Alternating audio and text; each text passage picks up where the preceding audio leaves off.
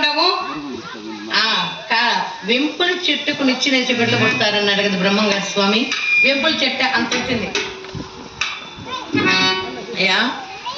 ధనకోశడికి బిడ్డ పుట్టగానే అందరూ కూడా ఆకాశవాణి ప్రత్యక్షమై ఓయి ధనకోశ, వికృతంగా జన్మించిన ఈ పిల్లవాడు అందరూ చేతి ఇవ్వండి ఈ బిడ్డని.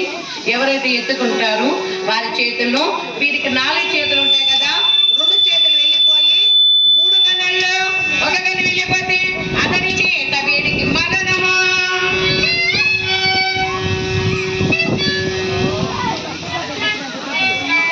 అతని చేతులని వీడు వస్తాడు అనగాని బాగా బాలసారి చేస్తున్నారు. పుట్టినరోజు అందరూ కూడా పురుడు చేస్తారు కదమ్మా. పురుడు చేస్తుంటే ఎందరూ వచ్చారు, ఎంతైనా అల్లులు కదా అని ద్వారకా నగరానికి వర్తమానం పంపింది సాక్షివతి దేవి. శ్రీకృష్ణ పరమాత్ముడు బలరాముడు బయలుదేరుస్తున్నారండి. ఏ విధంగా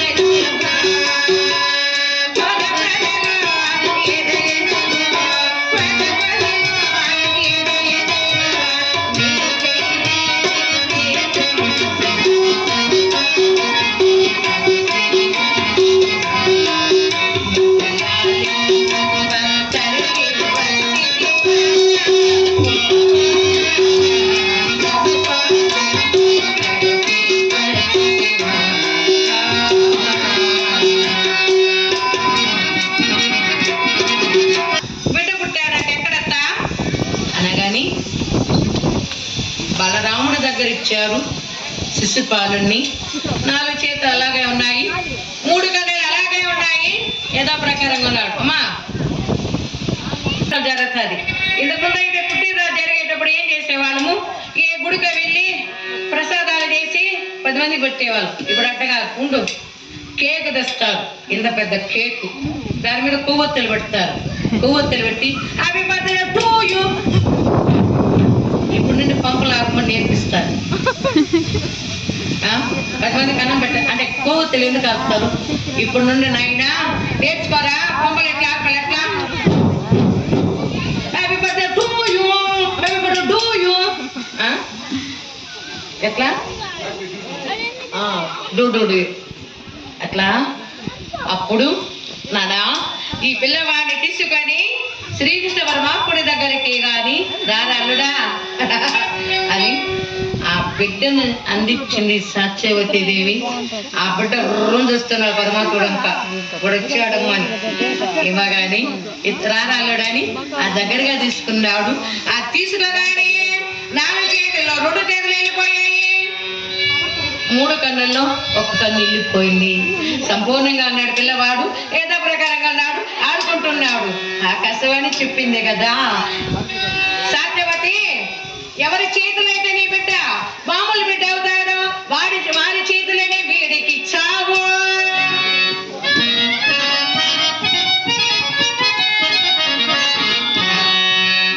కాబట్టి ఇదేం చేశాడంటే, నా మేనత్తో కూడా శిశుపాలుడి వీడు అనేక సార్లు జరాసంధ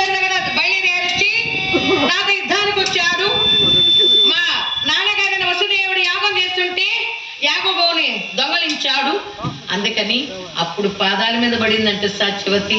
ఆయన త్వమేవ శరణం త్వమేవ శరణం కమలోదర శ్రీ జగన్నాథ త్వమేవ శరణం త్వమేవ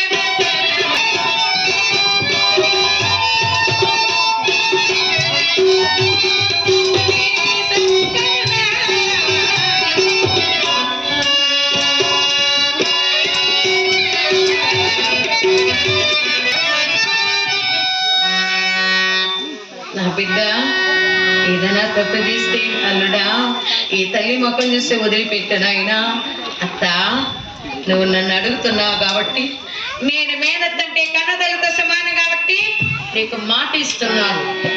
వీడు 100 తప్పులు చేసేంత వరకు నేను ఓర్పుతో ఉంటా. ఎన్ని చేసినా నేనేమనను. నా మీదకి యుద్ధానికి వచ్చినా ఊరికే ఉంటాను. నీ ముఖం చూస్తే వీడు 100 తప్పు చేశాడనుకో, ఇక వీడికి భూమి మీద నోకలుండవు. కాబట్టి సభాసదులారా, మీకు మీరు అనుకోవచ్చు శిశుపాలని వధించాను నేనని.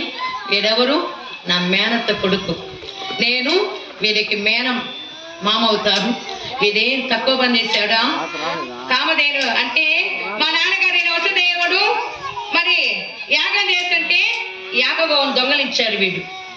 నేను రుక్మిణిని పెళ్లి చేసుకుంటే నా కొడ్డొచ్చాడు వీడు అనగాని, అందుకని మీ అందరి సమక్షంలో నన్నంటే పోనీ కుల మరి